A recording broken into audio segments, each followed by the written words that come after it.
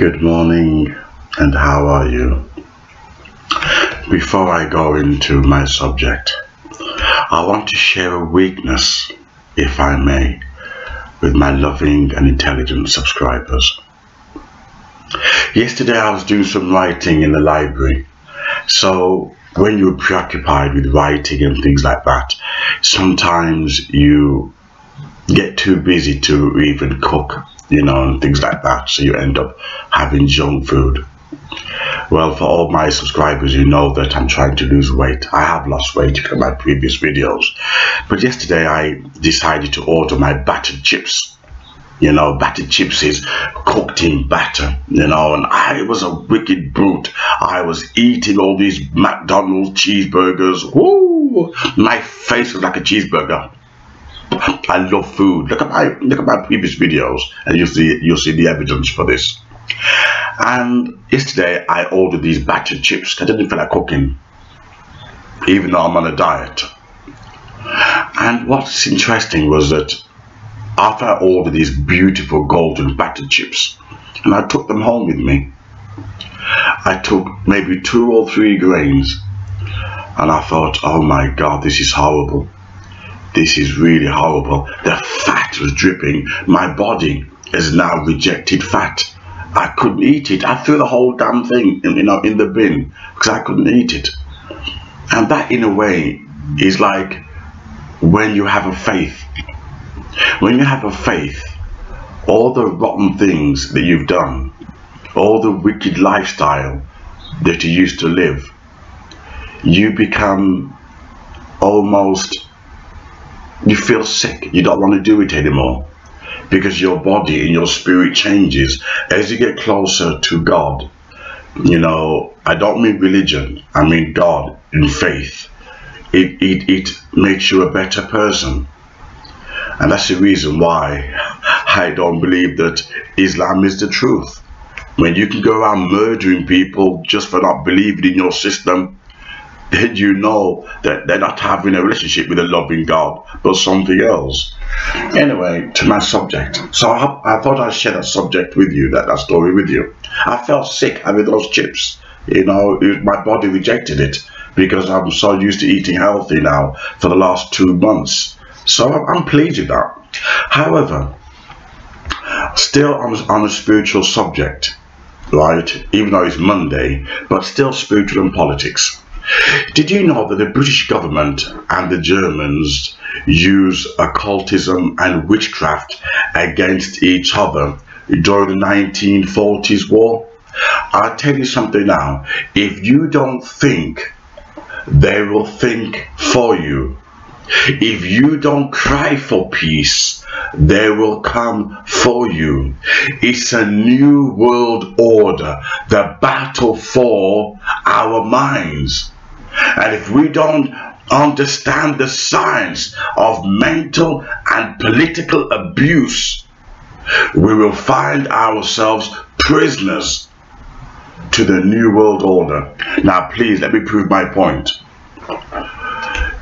While the government, well, first of all, the British government could not work out how the hell did Hitler's party were able to scramble all their codes. They couldn't understand it. It was a mystery to them. How could Hitler and the German Nazi party be able to descramble all their codes? And they found out that the Nazi party was involved with witchcraft and the occult. Prepare for the shock. You might want to pause here and get a glass of whiskey, or call yourself a psychiatrist and have he or she sit next to you and counsel you as I continue talking. It will get worse. Shocking devastation and revelation.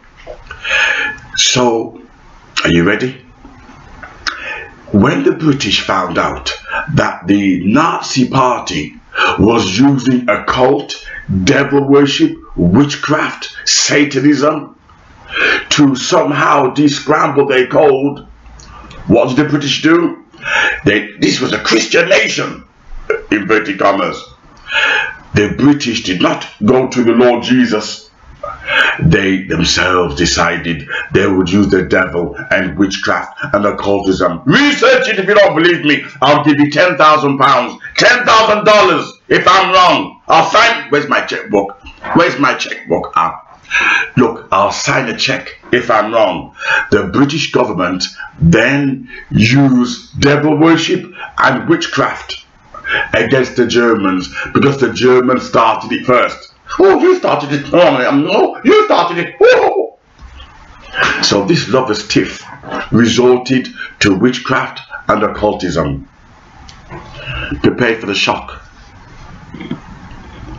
As a result of this 1940s occult ritual, ceremony and casting, the Foxy Sisters came into being. I think they call them spirit rappers. They're into spirit rappers, satellite rappers, both dopey, both evil, but rappers, spirit rappers, okay, music rappers. So they started to tap into, you know, sort of spiritism, and Britain started to experience a wave of spiritualism, and hence Christianity started to decline, okay, as a result of this devil worship. But what's interesting is that in the 60s and 70s we had, if you like, the renaissance of science and the occult. Aleister Crowley, you know, and other occult scientists who were implementing a new way of thinking, a new consciousness, but without Christianity, without there being a God. So you can worship evil, you can exploit black magic, etc. You can acknowledge the existence of an evil spirit, but of course you can't acknowledge the existence of God. What's shocking, the American police, who were atheists, these same people use witchcraft, occultism and sorcery to solve their crimes. They hire these witches, mediums, spiritualists, and they get 100% success rate. Yet these same government are convincing you that there is no God. Think about it for a second. What a lovely flower. Oh, beautiful.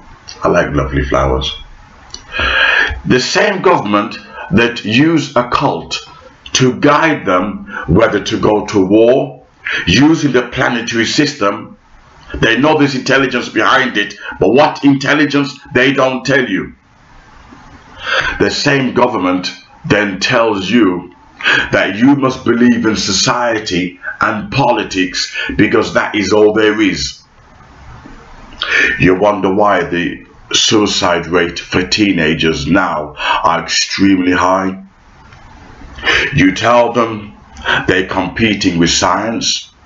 You tell them when they graduate, you know, you got 50, 200 people going for the same job. You tell them that we're now living in a new consciousness of political correctness where they don't know who the hell they are.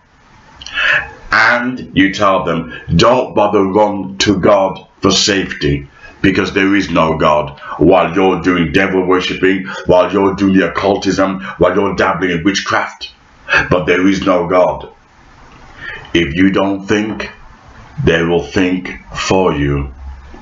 If you don't cry for peace, they will come for you. It's the new world order, the battle for our minds, because they're trying to create a world of chaos, hoping that you'll be blind. It's no accident that the same government are trying to create a one world religion, but without God. If you look at Islam, Islam do not believe in God. They believe in a system called Islam, or if you like, Muhammad. Muhammad is God in their minds, but they don't believe in God. I hope you follow.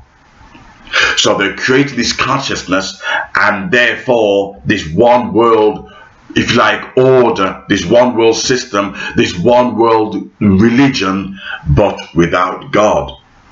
Hence why in the book The New World Order by Ralph something, I've got the title somewhere, by Ralph, The New World Order, they, greater minds at the top, they have an agenda to break down society, break down identities, destroy Christianity. And how do you destroy Christianity?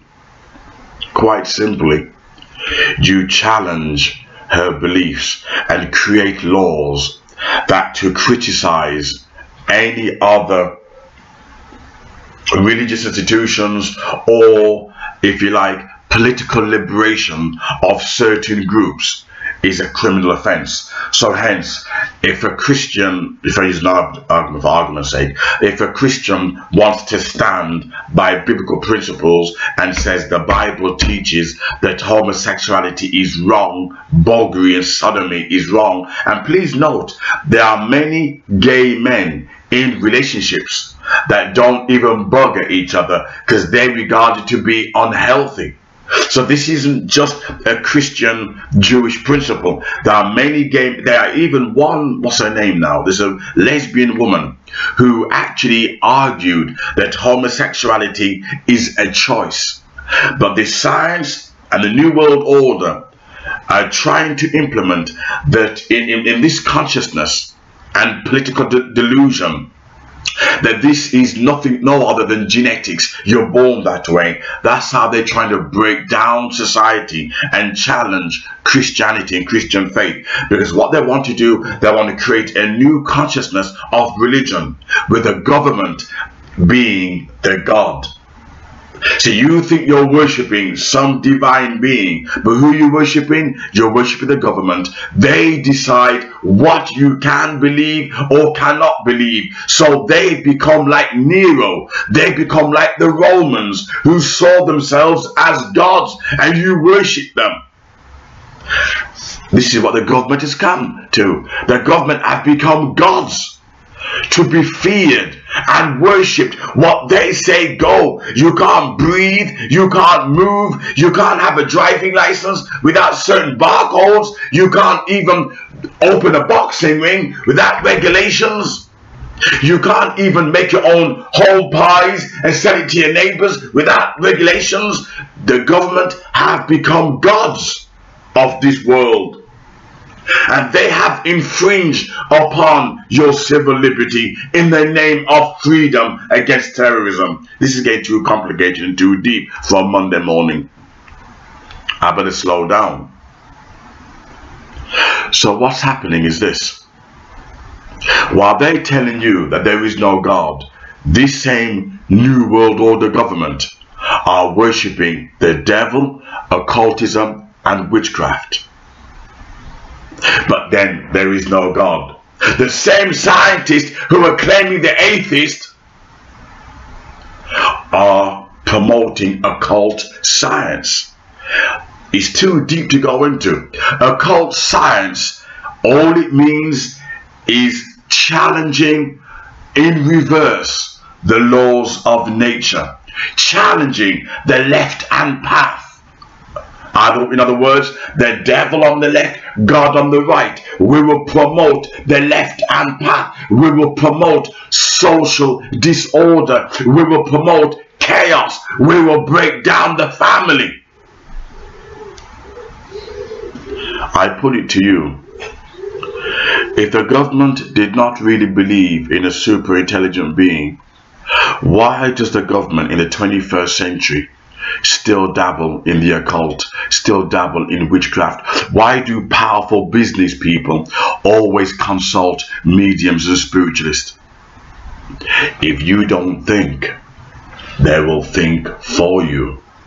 If you don't cry for peace, they will come for you. It's the New World Order, the battle for our minds, to create a world of chaos, break down the family, create confusion and disturbance. You will find It's all about control and creating a society without identity, without nationalism, a society function on fear. And when you have a society that functions on fear, you become God. Think about that. You can't handle the truth.